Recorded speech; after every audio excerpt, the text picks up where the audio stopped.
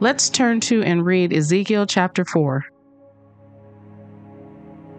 Thou also, son of man, take thee a tile and lay it before thee, and portray upon it the city, even Jerusalem, and lay siege against it, and build a fort against it, and cast a mount against it, set the camp also against it, and set battering rams against it round about.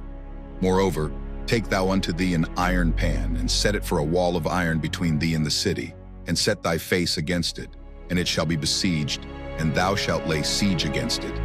This shall be a sign to the house of Israel. Lie thou also upon thy left side, and lay the iniquity of the house of Israel upon it. According to the number of the days that thou shalt lie upon it, thou shalt bear their iniquity. For I have laid upon thee the years of their iniquity. According to the number of the days, 390 days, so shalt thou bear the iniquity of the house of Israel. And when thou hast accomplished them, lie again on thy right side, and thou shalt bear the iniquity of the house of Judah 40 days. I have appointed thee each day for a year. Therefore thou shalt set thy face toward the siege of Jerusalem, and thine arm shall be uncovered, and thou shalt prophesy against it. And behold, I will lay bands upon thee, and thou shalt not turn thee from one side to another, till thou hast ended the days of thy siege. Take thou also unto thee wheat, and barley, and beans, and lentils, and millet, and fitches, and put them in one vessel, and make thee bread thereof, according to the number of the days that thou shalt lie upon thy side. 390 days shalt thou eat thereof. And thy meat which thou shalt eat shall be by weight, 20 shekels a day. From time to time shalt thou eat it. Thou shalt drink also water by measure, the 6th part of an hin. From time to time shalt thou drink, and thou shalt eat it as barley cakes, and thou shalt bake it with dung that cometh out of man in their sight. And the Lord said, Even thus shall the children of Israel eat their defiled bread among the Gentiles, whither I will drive them.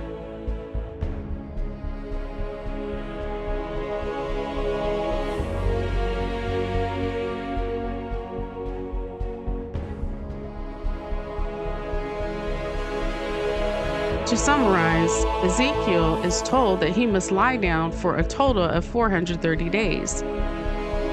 390 days for the house of Israel and 40 days for the house of Judah. This is important to note, for this will reveal that this whole dictation is not for ancient Israel, but Christian Israel. There is another important point. Is this time represented by literal days? No, the Bible says in verse 6 that God is giving Ezekiel a day for each year. The time period is actually to be understood in years. So to recap, Ezekiel is lying down to bear the iniquity of Israel for 390 years and the 40 years for Judah. Now, some may say this prophecy is for Israel of old, but with a little research, we will debunk this theory. First, in the text, God consistently uses the verbs shall and will, which communicate a future context. And the Lord said, Even thus shall the children of Israel eat their defiled bread among the Gentiles, whither I will drive them. Could this period of 430 years be Israel and Judah presently?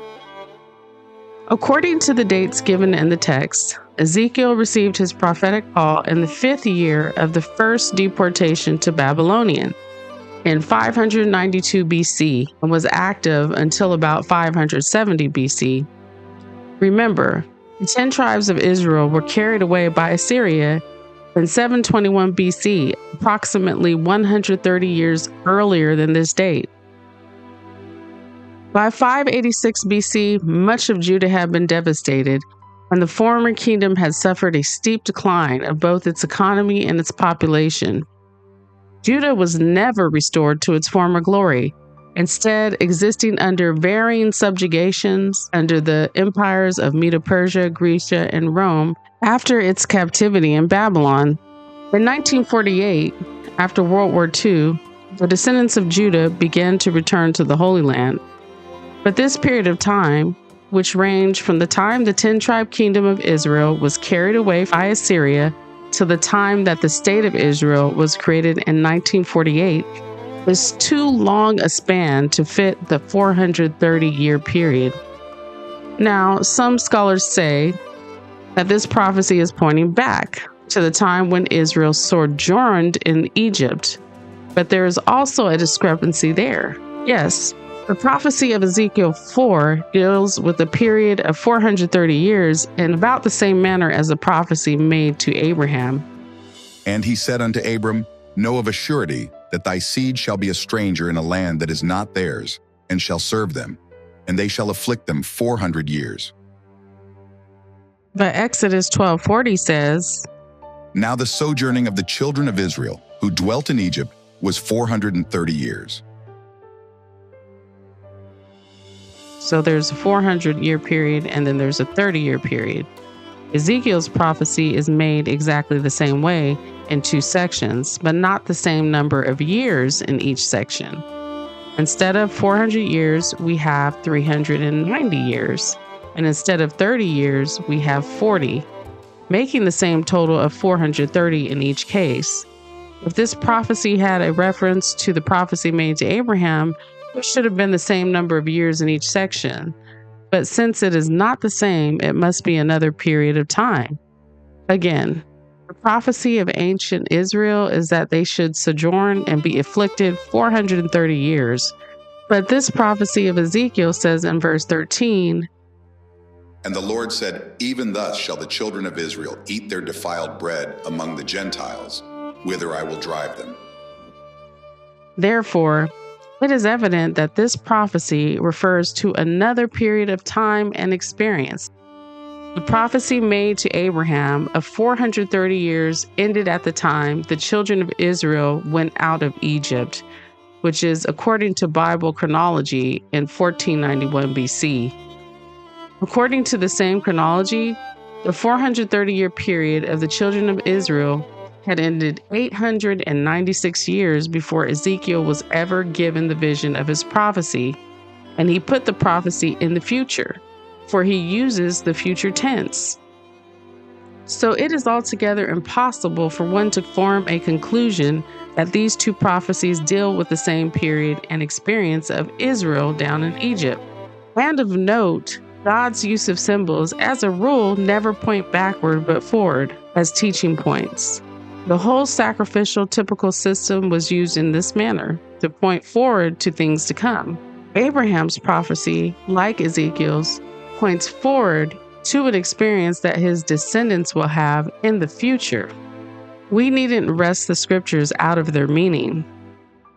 The only logical thing to do is to put the prophecy in the future, which God has done.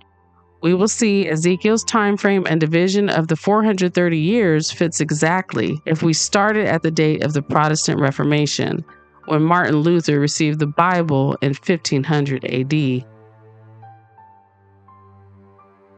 The very first act that Ezekiel is asked to do is to draw a picture of the city on a tile, and using miniature battering rams and other deployments, much like a young child playing with his army toys, set up a battle. In effect, Ezekiel is to lay siege against the city. That is, invade the city, the church, by an army to compel its surrender. Endeavor to obtain possession of the city, the church. And build a fort against it. A fort around the city makes it secure, so build a fort against it means to make sure that none escape. And cast a mount. The word mount in the Greek translation is rendered prohomata, meaning ramparts, which is an embankment surrounding a fort, thus making every effort and precaution to secure the city. That is, he wants Ezekiel to make temporary lodging places. The thought is, make preparation to remain there until you have conquered the city. And if you search the history annals, that was a tactic of ancient armies. And set battering rams against it round about. Meaning an instrument with which to blow or strike. Ram is a male sheep, which is also used as a symbol of God's men, and they are to batter around about until the city is taken. So, why is Ezekiel lying down? To bear their iniquity, the iniquity of the house of Israel and the house of Judah. When the early Christian church was born, it immediately suffered persecution by the Roman state. Despite these cruel monstrosities, the church continued to grow. But the devil changed his tactics, flooding the church with his converts. The church suffered a detrimental setback set in motion by the Christianization of Constantine the Great, who endeavored to Christianize the pagans and made laws by which he thought to accomplish peace and conformity. These laws, which uplifted the pagan day of worship, Sunday, and outlawed the Sabbath day, which fell on Saturday, reversed and watered down the church's principles. An amalgamation of Christian and pagan worship created the papal system of worship and cast down the truth of Christ's priesthood, his intercessory work in heaven. It was then the Ten Commandment law was viewed as oppressive in the church, and the church was plunged into a period of darkness known as the Dark Ages. But God always reserved a remnant who kept his commandments despite the oppression that overtook the civilized world. He brought back his children, the seed of Abraham, by birth and by spirit, into truth by measure, starting with Martin Luther in 1500 AD. This is represented by Ezekiel eating the 6 grains little by little. The 6 grains are the same as the Protestant churches. They represent the doctrinal truths each church was founded on. So to get back to the purity of the early Christian church and correct doctrinal truths, God gave the Protestants truth by measure. Ezekiel is told to eat these grains cooked on a fire of a man's dung to show that even though God has raised up these churches and truths, they have been polluted by man's interventions and schemes. The multiplicity of Christian churches and doctrines that have sprouted from these mother denominations testify of this fact. So from 1500 AD to 1890, the year of the birth of the Adventist Church is 390 years. Protestant churches from the Luther to the Millerites are identified as Israel by this period of 390 years. After this period of time was accomplished, God took all the former truths, or grains, and put them all in one vessel with the addition of the Sabbath and the sanctuary truth given by Sister White. Thus, the formation of the Seventh-day Adventist Church was born, and this church was designated with the title Judah.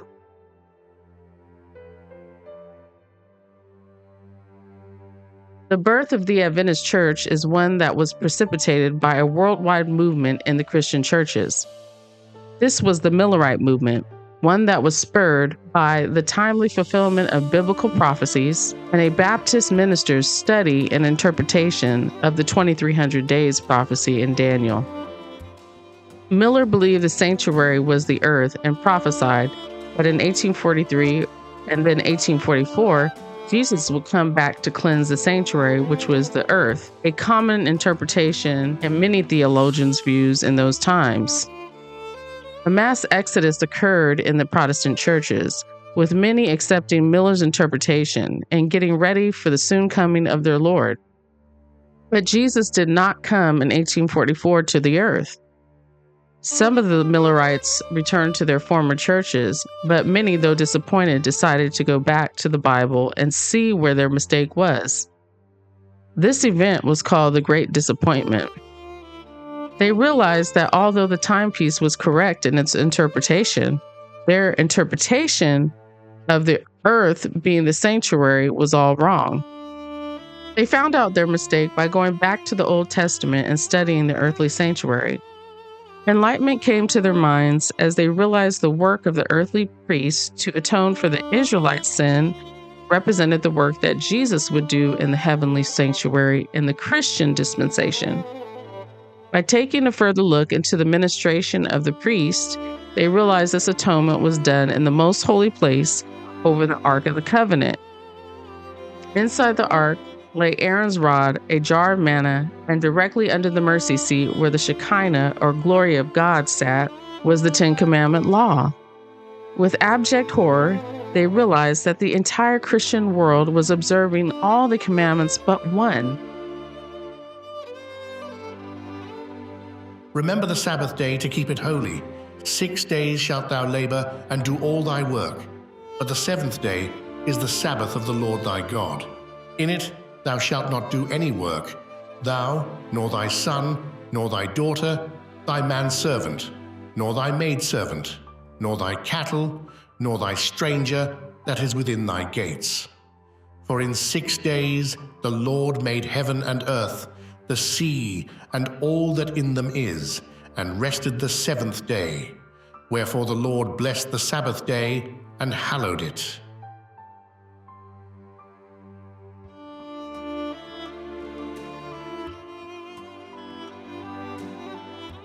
So, this great salvage of souls who left their churches and suffered through the great disappointment studied the sanctuary and Jesus' work as a heavenly priest, and in addition, took all the doctrines of their former churches to become Seventh-day Adventists. This is the lineage of truth of the Christian churches and of the seed of Abraham. And let's ask the question, is it so hard to believe when we look at the long history of Israel of old, with their many wanderings and apostasies from God, that we in the Christian dispensation could have suffered the same fate? Israel was taken and scattered many times and gathered back again, and each time they had to learn to return to the religion of their father, Abraham. Now, in the Christian dispensation, Christ will not come until his children have learned the religion of God and who their true mother, his church, is.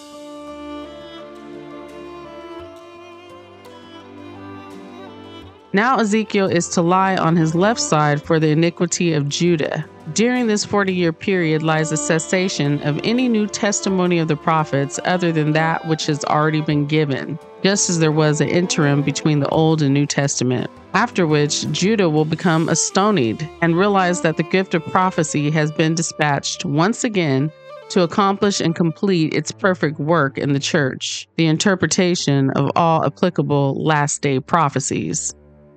The next thing to happen on the continuum of truth is that these messages, 1, the infallibility of God's law, the Sabbath, and 2, Jesus' work as man's intercessor, will go to the rest of the world. Yes, this will be the great test of truth that will come upon all the world, for the false Sabbath, Sunday, will be raised up and eventually enforced right here in the U.S. But by providence, we will see that Abraham's seed will have made their way back to the congregation of God's people, the Seventh-day Adventist Church. To recap, early Christian church was filled with Abraham's seed, those who were faithful Christian Jews and also had the literal blood of Abraham. These Christian Jews went on to spread the gospel to the Gentiles, discarding their Jewish rituals and prohibitions, one of which was mixing with Gentiles through marriage. Eventually, they began to lose their Jewish features and identities and were absorbed into the Gentile nations. These Christians came from the two-tribe kingdom of Judah, the only recognizable Jews at the time of Christ's first advent. As Christianity spread throughout the Old World region, undoubtedly, those Jews who were absorbed into Gentile nations during the carrying away of the kingdom of Israel, the 10-tribe northern kingdom, also could have been converted to Christianity. As we reviewed, the Dark Ages was not caused by persecution, but rather the reaction of the combined efforts of the civil power and the church authorities to it, resulting in the paganizing of the Christian church. The combined church-state government led to the birth and supremacy of the papal rule and the civil enforcement of its decrees, which also resulted in persecution and much death to free-thinking souls. This was the tactic of the devil himself to flood the early church with unconverted souls and, if possible, to eliminate her and her truths from the earth. But God raises up a standard, inspiring holy men of God to speak the truth from his word, starting with Martin Luther. Then starts the movement which will shake the world and tumble the ecclesiastical power of papal Rome, Protestant Reformation. The Protestant Reformation leads to the birth of a nation, found in Revelation 13, the one who comes up as a lamb, but will eventually speak as a dragon, the United States of America. Indeed, The principles of liberty and religious freedom are solidified through the United States divinely inspired Constitution, which ensures at this pivotal time that God's church can thrive, free from the clashes of the old world.